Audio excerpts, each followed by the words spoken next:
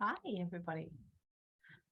Welcome to Having Difficult Conversations section of this month's videos. I hope you find this useful. I love talking about having difficult conversations because I enjoy people getting together and working things out. And it all starts with thinking about the difficult conversation you're about to have. So my tips for today are: plan what you need to say. Nobody likes having a difficult conversation, but when it's awkward, it makes it even less fun. It's not fun, but it makes it even more difficult to sit through when it's awkward. So think about what you need to say. Plan for it. Make sure that you've taken the time. List the words that you want to feel. Make it positive. So instead of saying, I don't like, use the words that you want to have happen, right? So I don't like it when. How about you turn that into, do you think we could do this instead? It's like when you've got a toddler and they're running and you say, stop running. This happened the other day with my son. Stop running. He kept running. And then I said, Hunter, walk, please. And then once I said walk, guess what he did? Stopped running. So that's when I said, turn that into a positive. Once you turn that into a positive, it's a lot easier to get into what you do want to have. So write down what you want in a positive way. Write down what you want to change. What do you want to change? List it, prioritize it, categorize it, define how you want the situation to be, and get organized. Planning is paramount to having a successful, difficult conversation.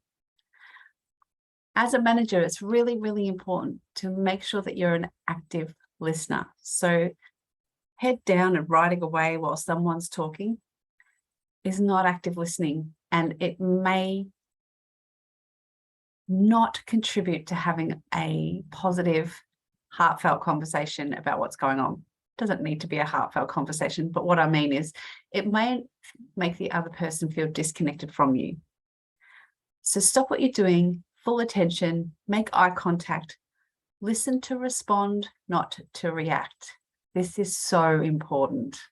Sometimes when you've got something in your head and you've already planned the conversation and this is how you want it to go, we're so busy trying to get that conversation right that we don't actually listen to what the other person's saying. So listen, take a couple of seconds after they've spoken to make sure that you've heard what they've said and respond to what they're saying. Don't react. Repeat back what that person said to make sure that you understand. Really important with active listening. And make sure you take notes afterwards. As I said before, if you're taking notes in the middle of the conversation, you're not looking at them, you're not making eye contact. It can be really challenging to actually form that connection to get great results.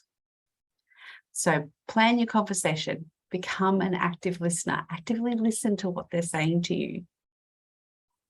Make sure that you communicate your I statements. This is the next tip that I've got. So 3 steps so far. This is the third.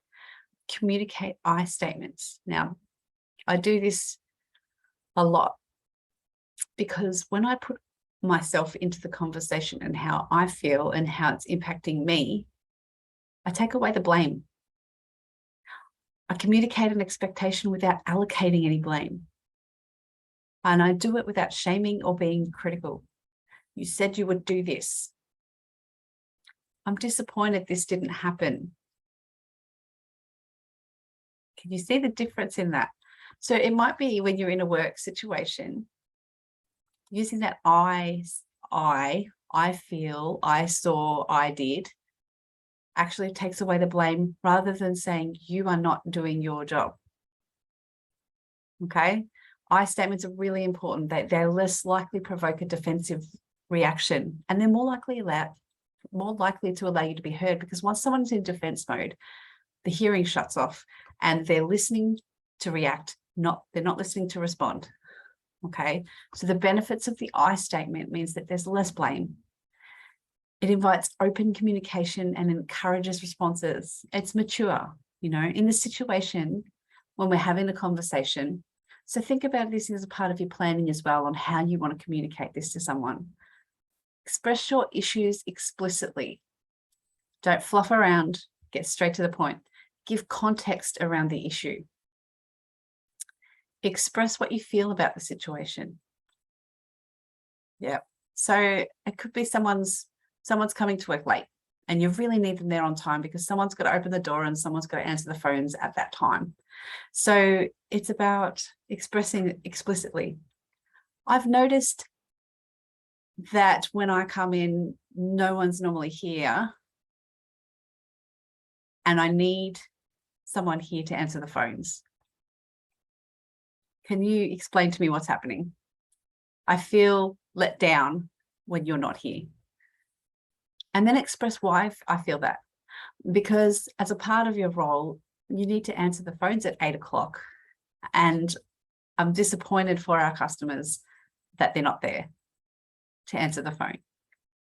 So it's, you know, be honest, straight to the point, but then ask for their perspective. Is there something going on? Is there something, you know, how do you see this? Do you not see it as important as I do for the customer? I statement is about being explicit, give context around the issue, express what you feel, why you feel it, honesty, straight to the point, but also include them in the solution. Ask for their perspective on the situation. So for example, I've noticed that you've not been completing the work tasks that have been set out for you in a timely manner. And that deadlines are not being met. I feel disappointed when this happens because I can't get my work done without everybody's inputs. So what are your thoughts? So insert your active listening skills here. Listen to what's going on for them. Oh, I'm sorry, I didn't understand how important they were. Oh, I'm sorry, I didn't realize I was holding you up. Okay, thank you. Perhaps maybe I'll be a little clearer when I communicate to you next time. Will that help support you? Absolutely. You know, I understand now. How can I support you to achieve this? So it's really important to be, you know, to bring up the issues straight up. I've noticed that you're not completing the work tasks that have been set out in a timely manner. You know, another one may be, I need to talk to you about the conversation I overheard with a customer. It was the customer with the blue car. Can you explain to me what happened? You know, so I've overheard a conversation with a staff member and they're talking about the customer with the blue car. And I've heard that the customer service skills aren't the best. They could be improved. They weren't really trying to help the customer. They weren't in the mood. I don't know, whatever was going on. But for me, the conversation with my employee was not one that I've trained them on, or two that was appropriate. So I'm not assigning blame. It's just, I need to talk to you about the conversation I overheard with the customer, with you and the customer with the blue car. Can you explain to me what happened? Thank you. I understand how you felt now. It must have been frustrating for you. However, it is important when you feel frustrated to excuse yourself from the conversation so we don't make the customer feel uncomfortable. Perhaps next time, what could we put in place? Yeah. This is really, really important to get into that as a manager, get into a positive conversation by not assigning blame, but by taking ownership that I've heard something wrong and I want to correct it, or I've seen something happen that's wrong and I'd like to have a conversation with you about it and understand it. So coming from that understanding perspective, it'll open up so much more of an honest conversation around the topic. And I also encourage my team members to do the same. So this is a conversation that I've had with a manager years ago, you know, that I felt as though I wasn't achieving anything. And so, you know, I had to have a conversation with my manager and I set a time, I planned my conversation, and my conversation went around the lines of, I'm struggling to keep up with my workload as I'm not sure how to prioritize the work. So what I could have said was, you keep giving me stuff and I don't know how to prioritize it. But that would have been blaming him. Instead, I decided to take ownership. Instead, I don't know how to prioritize the work. I don't know which prioritize, what you would prioritize. I'm not sure yet. So, for example, there are two things that came across my desk this week, and they were both marked a priority.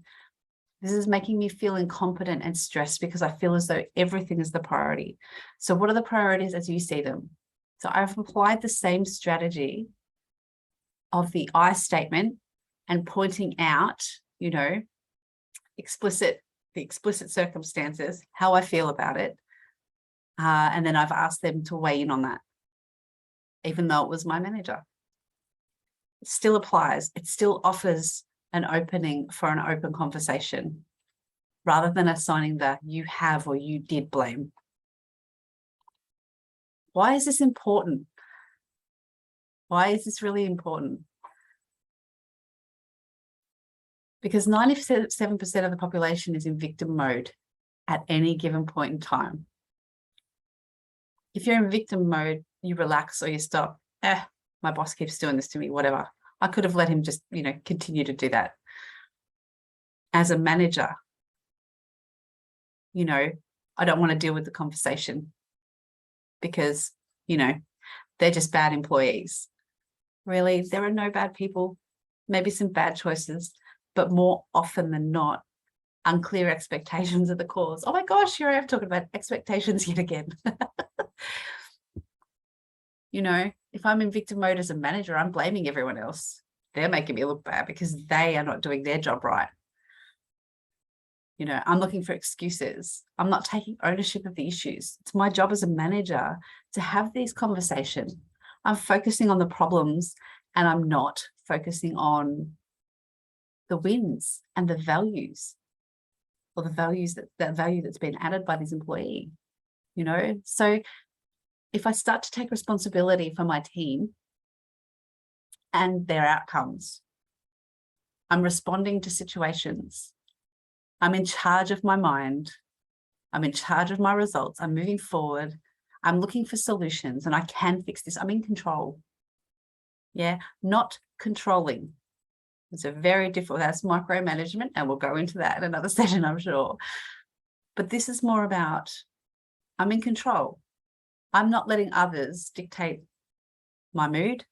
I'm not letting others dictate how my team works. I'm in control because I'm having productive conversations that are not assigning blame. I'm taking accountability and responsibility for my role as their manager to see them succeed. Sorry about that. My little boy's just waking up. So remember, language skills as a manager are key. Remain positive. Use your I statements. Pause to listen. Reflect back. Own it. I will do X. And if a negative statement comes to you, assure back with a positive that impacts them. I am asking for your advice so that I can do my job more effectively. If someone says, well, I'll do it myself, manager says, well, I may as well do it myself. What does that say? Or if your team member comes up to you and says, I can't do that.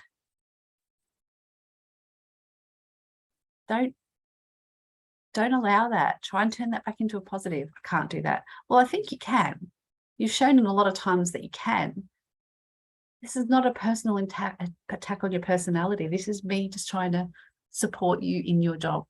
And if you come at it from a support angle, you're always going to have better outcomes. And if you don't, tune into our next session or the one after, I'm not sure which one it is, on the performance improvement plans.